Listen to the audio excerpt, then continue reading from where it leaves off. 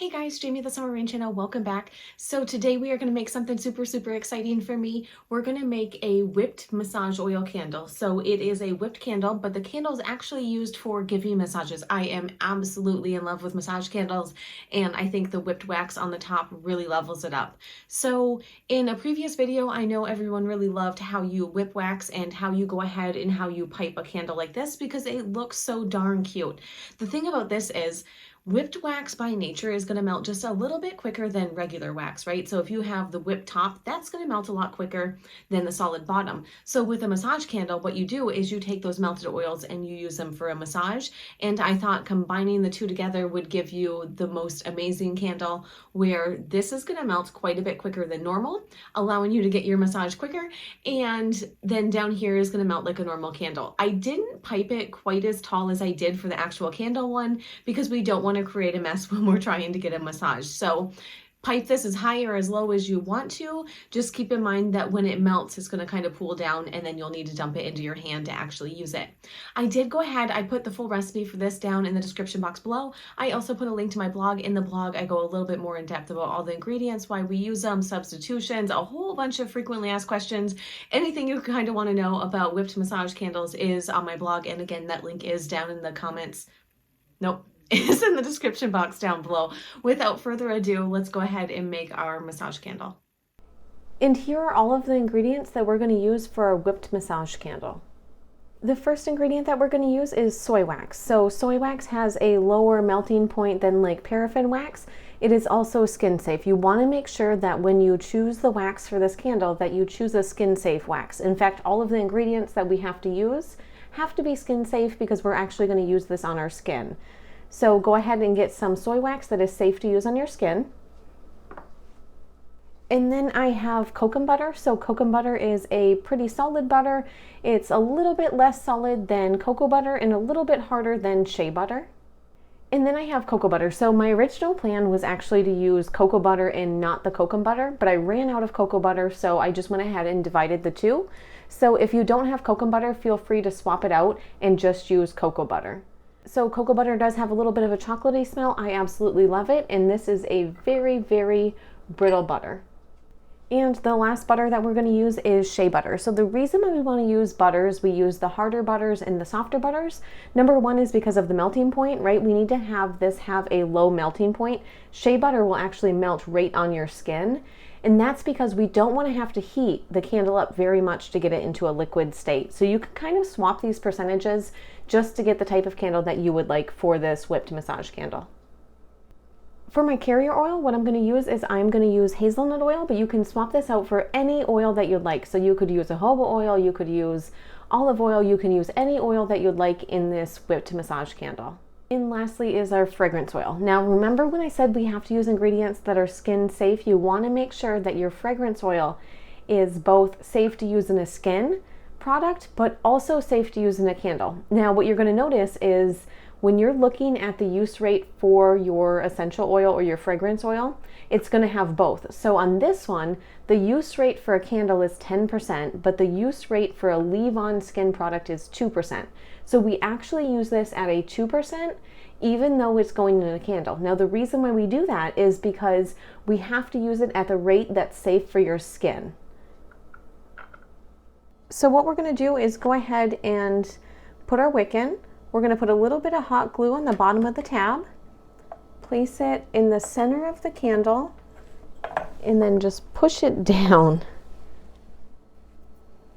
Now these candles are a little bit easier to do because you can reach down there a little bit simpler than you can with the taller candles.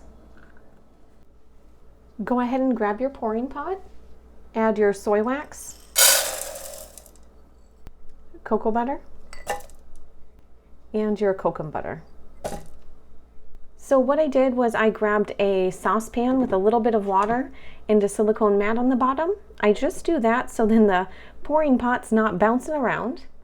We're going to pop our pouring pot on here and then go ahead and turn on the heat. Now when you remove your pouring pot from the water, what you want to do is just go ahead and wipe the outside just to remove any water that might be on there, because we don't want this to get in our candle.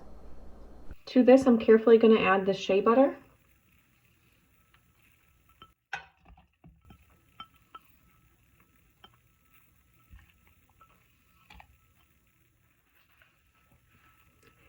And we're just gonna stir that in until it's completely melted.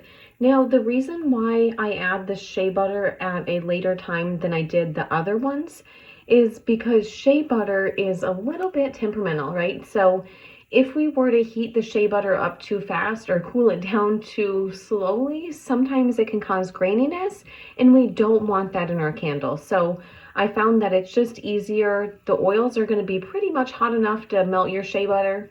If it doesn't, you can pop it back on the water for a little bit, but typically the hot oils are going to be enough just to finish melting the shea butter in there for you. Now that our shea butter is pretty much melted in there, I'm going to go ahead and add our hazelnut oil and give that a good mix.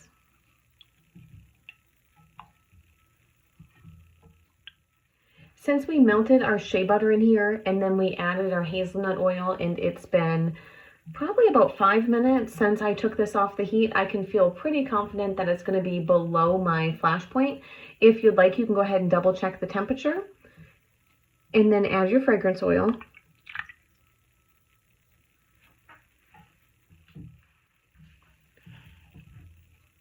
Now, when I add my fragrance oil, I like to give it a really good mix. I'm gonna mix this for about a minute or so, just to make sure the fragrance and the oils and everything have an opportunity to bind together. So just go ahead and give yourself about a minute of mixing. You don't really have to worry that this is gonna solidify really quick on you. It's gonna take some time. And also, we want it to cool down pretty quickly because we are going to be doing a whipped top on our massage oil candle. So really, the faster it can cool down, the better. Now that we have this mixed up really good, we can go ahead and pour some of it into the jar. Now, because I want to give this a whipped top, I'm not going to fill it all the way. I'm just going to fill it part way with the candle wax. And the secret to pouring candle wax is pour it slow and near the container. That's going to prevent extra bubbles in your candles.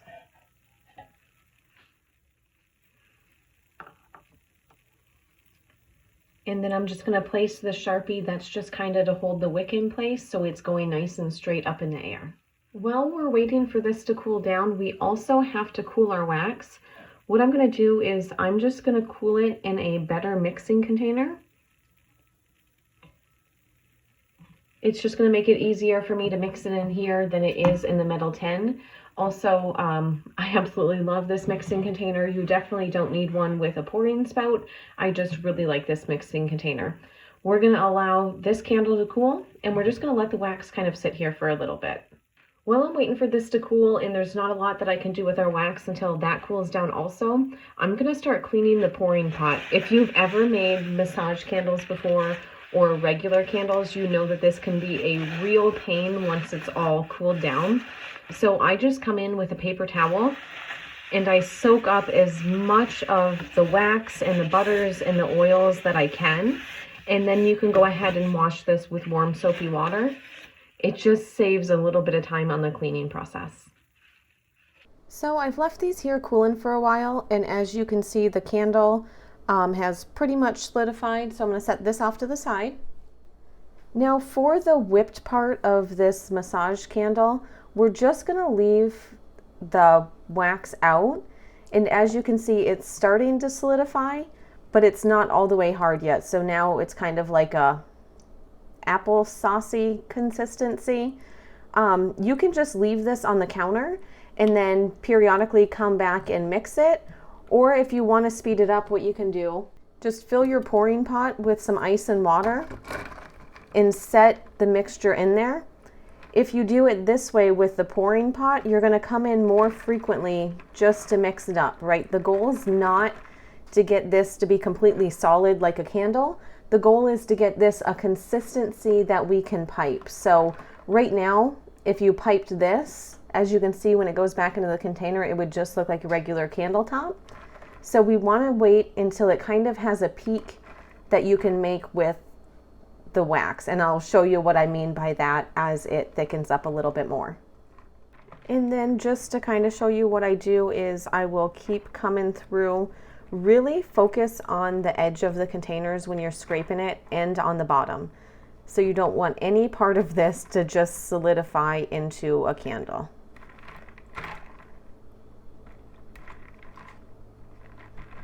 And it's been about maybe 3 minutes since I mixed it the last time, and it's really cooling down quickly, so you want to keep an eye on it if you have it on the ice water.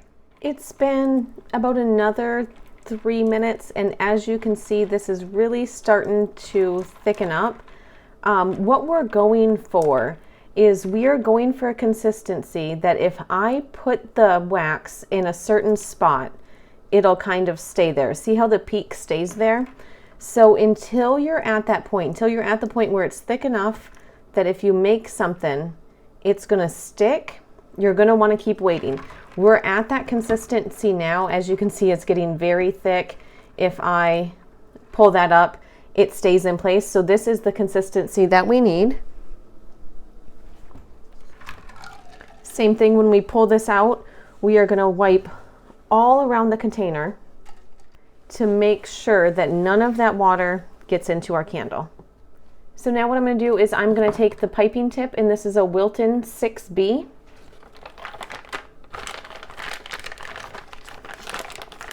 Pop that into my piping bag. And I just find if you put the piping bag into a cup, it's a lot easier to get your wax in there than if you don't. So now we're going to start putting our wax into the bag. So now we're just going to come in with the piping bag, and we're just going to start to pipe the wax in there. Now I know this isn't the best angle to see it.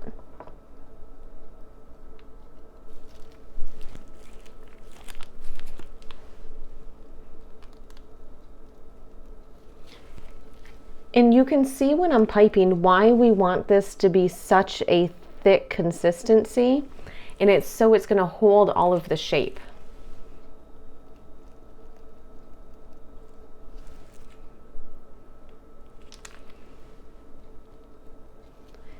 Now on previous candles, I've kind of piped way up because I like the way they look. On this one, I'm not going to. So on this one, I'm just going to go ahead and pipe it pretty much to the lid of the container. So that way when it melts, it's going to pool in here, and then you can pour it into your hand. And then in this one, I actually didn't pour a base candle. I'm just going to pipe the massage candle in there.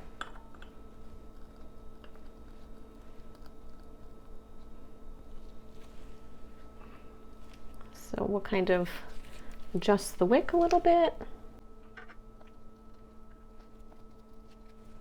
Oh.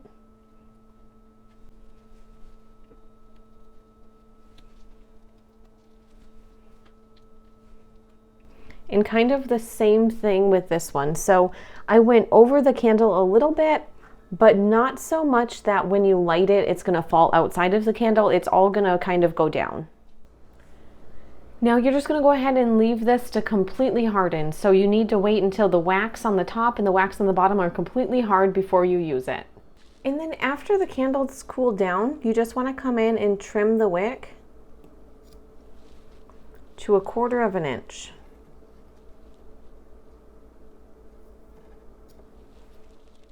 So I thought I would kind of show you how to use the massage candle. What you're going to do is you will actually blow this out. So do what I say, not what I do. Blow this out, and then after the candle's blown out, you're going to take your hand and you're going to dump the pool of wax in there. And that is what we're going to use to give our massage. You don't want to do it while it's lit. You want to do it while it's blown out, so then that way it's not going to be too hot and you don't risk getting burned. So again, do as I say, not as I do. Now, when you light your candle, you are only going to leave it lit long enough to heat up the oils, right? Because you don't want to melt this halfway down. It's going to be far too hot to use for a massage. So the key when making a massage oil candle or using a massage oil candle is only leave it lit long enough for the pool of oils to get there, and they are going to feel so amazing. It is such a game changer when you're getting a massage and you're using warm oils versus like the cold ones that are a shock to the system. I really hope you enjoyed the video. I hope you enjoy making and using your massage candle as much as I did. Bye!